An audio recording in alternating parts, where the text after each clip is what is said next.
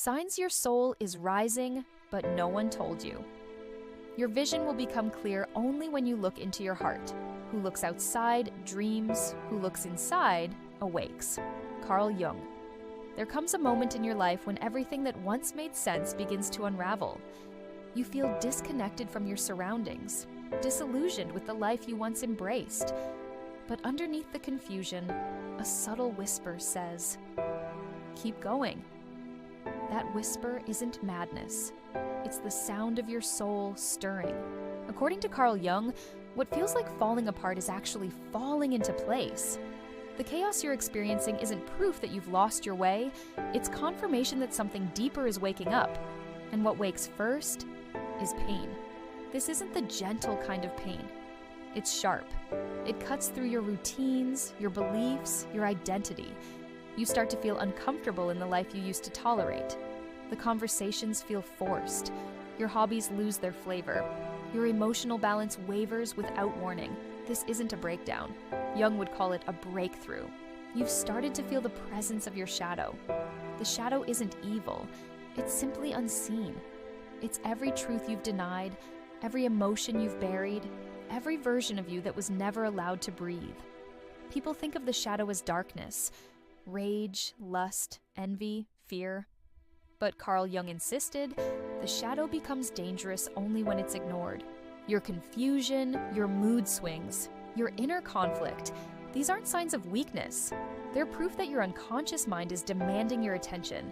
It often starts with a rupture, a betrayal, a loss, a crisis. Life as you knew it cracks apart, and underneath those cracks, your deeper self is whispering, "Look here." Your ego, the structure of who you thought you were, realizes it's not in charge anymore. And that hurts. The disconnection from your old self is the soul's invitation to rebirth. What used to comfort you now feels like confinement. Conversations bore you. Social roles exhaust you. Habits you once called normal start to feel like cages. You're not failing, you're evolving. The social masks you once wore, the good girl, the overachiever, the helper, start to crumble. Jung called these masks the persona, a role we play to survive in the world. When the persona breaks, the true self begins to breathe. That's why this phase feels like agony. You're peeling away every false version of yourself, and underneath, there's truth. Raw, real, and terrifying. But make no mistake, inner conflict is not dysfunction. It's transformation in motion. You feel torn between two lives, the person you were and the person you're becoming. One side of you craves safety and validation. The other side aches for freedom and authenticity. This pull is sacred. Jung said growth only happens through tension between opposites. So when you feel like you're split in half, that's not failure. That's the birth canal of the self. The pain you're feeling, it's not the end. It's the invitation. Part 2. Sacred isolation. As you begin to change, the world around you starts changing too. People pull away. Conversations that once sparked joy now feel meaningless. Friends grow distant. Loved ones say, "You're not the same." And they're right. You've outgrown the energy you used to share. Carl Jung believed that true transformation demands separation from the collective, the shared beliefs, behaviors, and unconscious patterns of society. You're not detaching out of arrogance. You're detaching because your soul is pulling you inward. It's not that you don't love them anymore, it's that you no longer resonate. Your vibration is shifting. The dramas, the distractions, the emotional games, they drain you now. You want peace, you want truth, you want stillness, and that comes with a cost. Isolation. But this isn't loneliness, it's sacred solitude. Every spiritual transformation begins in exile. Moses in the wilderness, Buddha beneath the tree, Christ in the desert. Why? Because truth doesn't scream in a crowd, it whispers in silence. When no one understands you, you finally have the space to understand yourself. In this silence, your inner voice becomes louder than the world's expectations. You start to trust your own intuition. You stop explaining yourself. You stop performing. Jung said that individuation, the process of becoming your true self, requires letting go of roles built on unconscious patterns. You stop being the emotional sponge the peacemaker, the one who bends to please others. And when you stop playing your part, others don't know how to respond. Some fall away. Let them. They were in love with the mask, not the real you. Misunderstanding becomes the mirror that reflects your evolution. This stage hurts deeply, but it's not failure, it's the price of authenticity. Part 3. The death of pretending. Eventually, you reach a point where pretending becomes impossible. You can't fake joy, you can't force laughter, you can't smile through pain. This isn't apathy, it's awakening.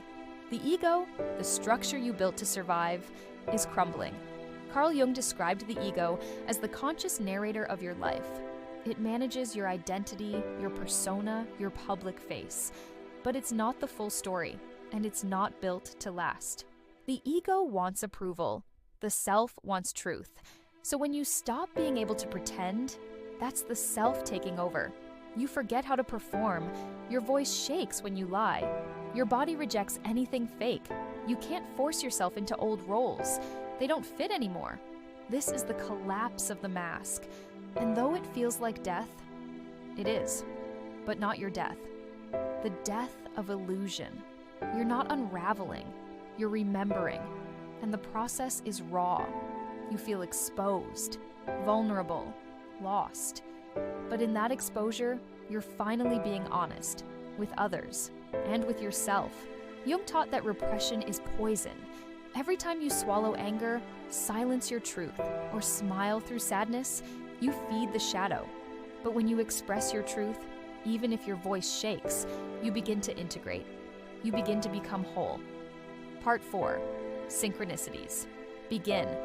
As your soul rises, something strange starts to happen. Coincidences, repeating numbers, perfect timing. You think about someone and they call. You have a question and the answer appears in a book or a podcast. These are not accidents, they are synchronicities.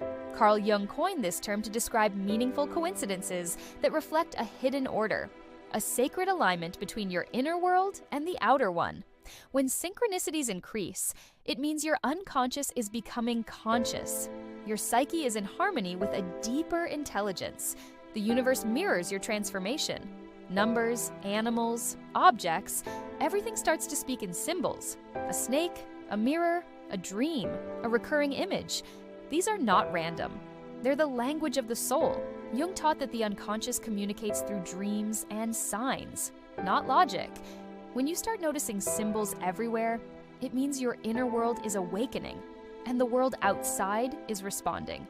Use synchronicities as guideposts, not commands. They don't tell you what to do. They tell you you're aligned. Don't force the meaning, let the meaning unfold. Part 5.